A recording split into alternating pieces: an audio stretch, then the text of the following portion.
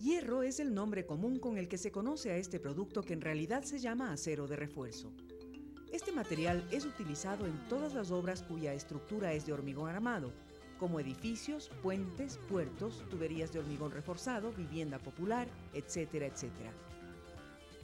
Es tan importante el hierro en la construcción que del costo total que se invierte en una obra, aproximadamente el 30% corresponde al hierro. El problema con este metal comienza en nuestro país hace aproximadamente 20 años, cuando por un lado se decide prohibir la importación de ciertos insumos y por otro se grava con fuertes impuestos otros productos. Fue entonces cuando el Centro de Estudios para la Región, CEPAL, un organismo internacional que realiza estudios económicos regionales, propuso como alternativa para América Latina la sustitución de importaciones. Bajo este esquema nacieron dos grandes empresas, Adelca y Andec, laminadoras de hierro que con su producción debían cubrir el mercado del Ecuador. En la actualidad, de toda la producción de hierro a nivel nacional, Adelca controla aproximadamente el 65% y Andec, de propiedad de las Fuerzas Armadas, el 35%. Se le concedió, dentro del principio de sustitución de importaciones, se le concedió a estas laminadoras, a las dos laminadoras se les concedió el absoluto monopolio de la importación. Durante 15 años han ganado cantidades increíbles de dinero. El último año, antes de que hubiera importación libre, una de las acerías tuvo utilidades de alrededor de 12 millones de dólares. ¡De dólares! Para visitar una de las empresas más importantes en la elaboración de varillas para la construcción, nos trasladamos hasta Loac, lugar donde funciona Adelca. El hierro importado llega en piezas cuadradas como estas. Se llaman palanquillas que mediante un proceso más bien sencillo cambian su forma y su tamaño hasta lograr las conocidas varillas de la construcción. Por el hierro que importa Adelca debe pagar el 5% de impuesto. Los importadores en general traen también de diversos lugares el hierro, pero en varillas ya elaboradas, por lo cual deben pagar el 15%, favoreciendo de esta manera a la industria nacional, pero perjudicando, según los importadores, a millones de ecuatorianos. El hierro venezolano no paga impuestos por estar en el Pacto Andino. Los importadores dicen que el hierro traído de ese país sería mucho más barato que el ecuatoriano. Pero el señor Henry Yandún afirma que los venezolanos aplican el dumping, que es una mala práctica económica mediante la cual estarían vendiendo el producto a precios más bajos que los del mercado para quebrar a las empresas ecuatorianas. Entonces el dumping es una definición ilegal de las importaciones que está claramente definida en el Acuerdo de Cartagena y eso debe cumplirse para que se importe legalmente los productos.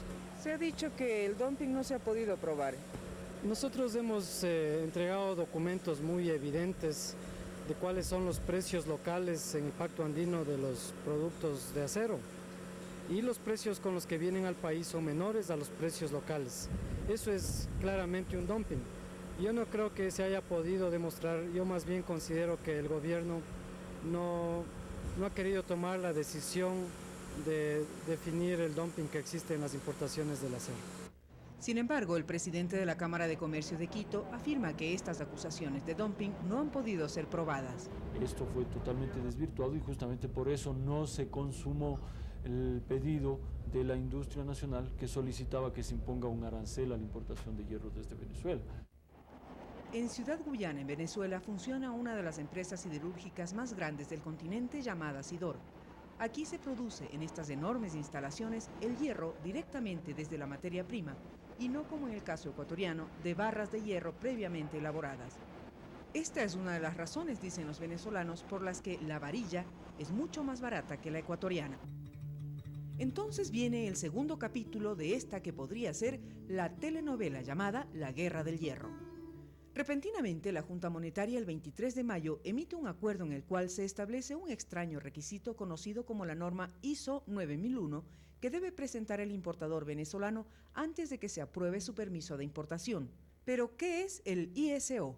ISO es una norma fuera de nosotros, una norma que está empezando a desarrollarse a nivel mundial. ¿Por qué se lo aplica exclusivamente a los importadores de Venezuela? El director del INEN defiende esta medida.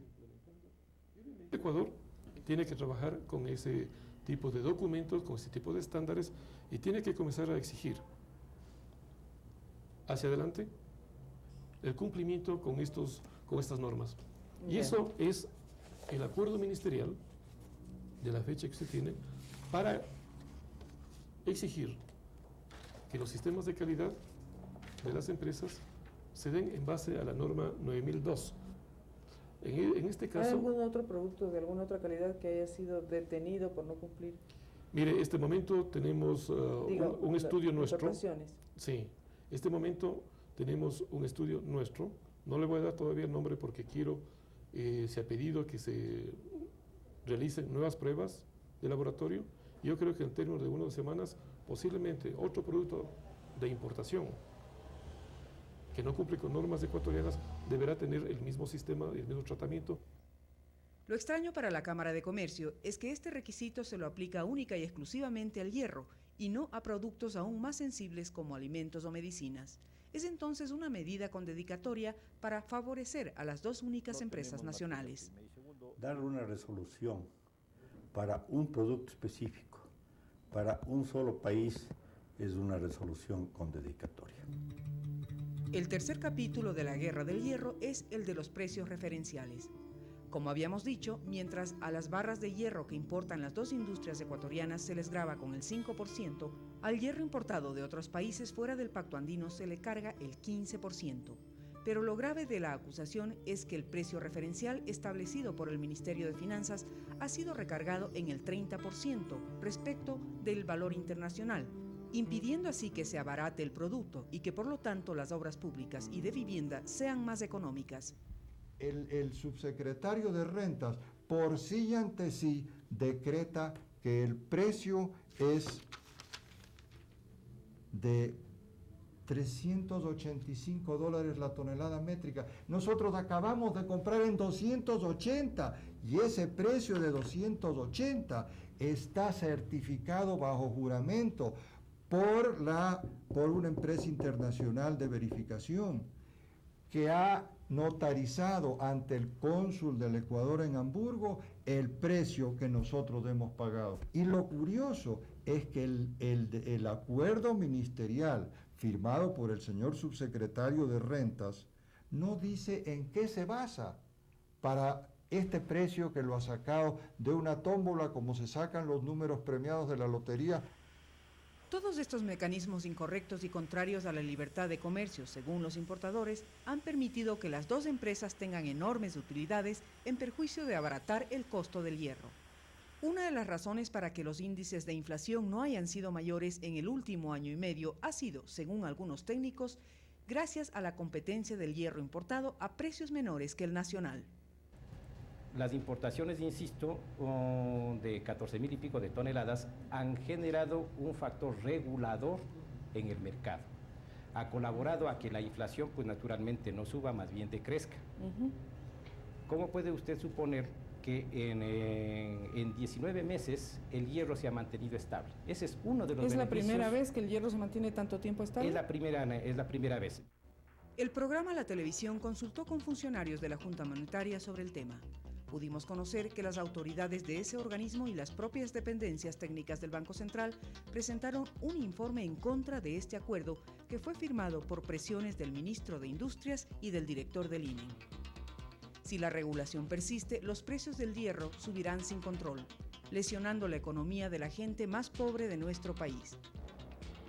Sabemos que la Junta Monetaria tratará el tema la próxima semana. La televisión estará pendiente del desarrollo de los acontecimientos.